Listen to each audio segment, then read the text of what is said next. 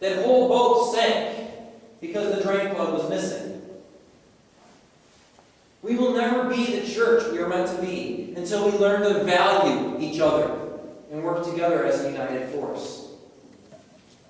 The church as the body of Christ is not about gathering people who know no sin. It's not about perfect people.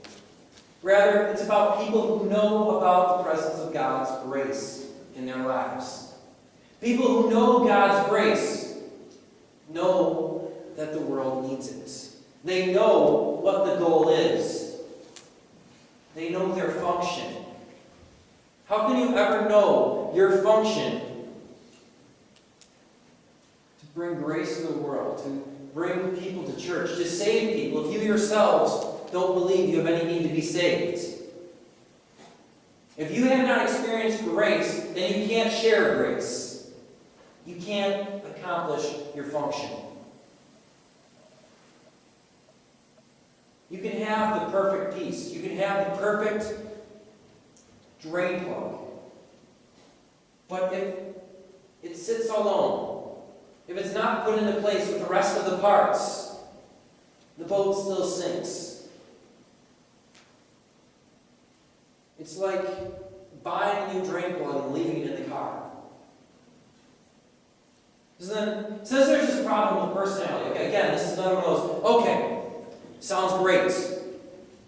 Let's deal with it, let's do it, let's be united. But in reality, everybody is annoying. They disagree with me, I have to change, I don't want to change, so there's this problem with personality. How do we overcome that? So we can function as a united body. How do we put up with each other? How do we say, I'm willing to do it your way? Turn to Ephesians chapter 4, verse 15 and 16. Ephesians chapter 4, verse 15 and 16. It's again one of those days read on Ephesians 3, first part of Ephesians 4, and the last part of Ephesians, the middle part of Ephesians 4.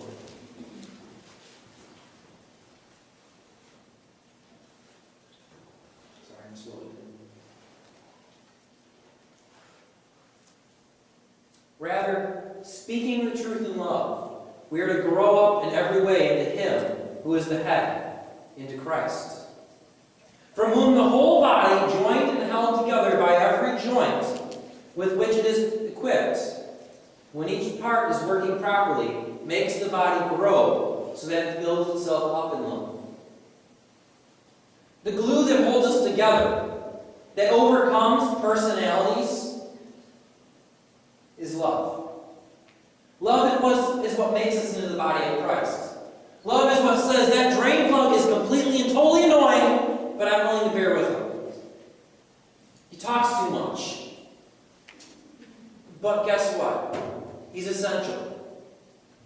Maybe I should say she, or they, or everybody. Love allows us to be the drain plug, while someone else is the steering wheel. Love allows us to move past the faults of others. It allows us to become a body and function properly. The best part is, now love is what holds us together, but what did it say in the end of 16? What happens once the body starts loving, and once the body starts functioning properly? When we love each other, we start to function properly. But Ephesians says, when we start functioning properly, we start building ourselves up in love. Okay, so get this. We start to love, therefore we start to function. Therefore, because we've started to function, we start to love better. Which in turn means we start to function better. And round and round and round and round. It's just like anything in life. The first step is the hardest. But once we get going, once we start rolling, it just gets easier. It gets easier to love. Our instinct becomes to love first, rather than to take offense.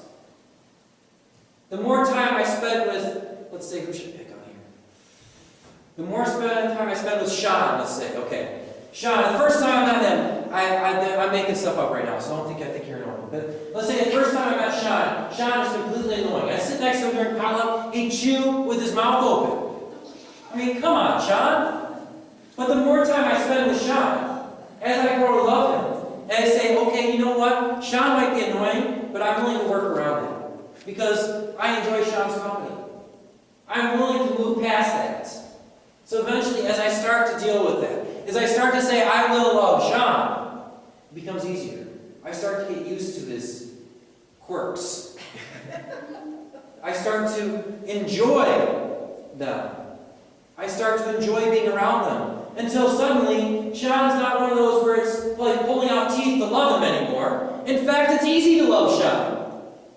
Not that you're hard to love, Sean. You were always easy to love. The body of Christ is completely and totally diverse, filled with different people with different gifts.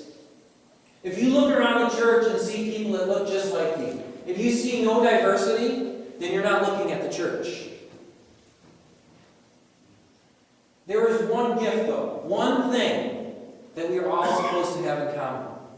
Remember, Paul goes through that whole list of gifts, all these things. He says, you're ranking these and saying you're better than this person because you have gift and they have this gift. Paul says we're all different and we're all loved. But there is one gift everybody has to have. Everybody has it. What's in the middle of chapters 12 through 14 when Paul's talking about all these gifts? What is in the middle? What is central to it all? Chapter 13. Love. Everybody has to love. Everybody has the gift of love. Love is the body. When we love, we are not separated. The body of Christ is not separate, but it's united.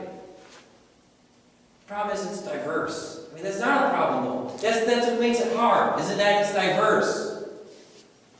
There's a big difference between separation and diversity. We see two people who can't get along, so we say they need to go their separate ways, when in fact that's not the truth. The truth is, it's good that they're different. It's good that they don't see eye to eye. But they need to get together and work together. Taking those gifts that they have, taking those differences, and using the differences to accomplish something greater. In order to function truly as the united body of Christ, we need to learn what that is. To be diverse, yet not separate. And love is key to that. Separation is the world. Diversity is the church.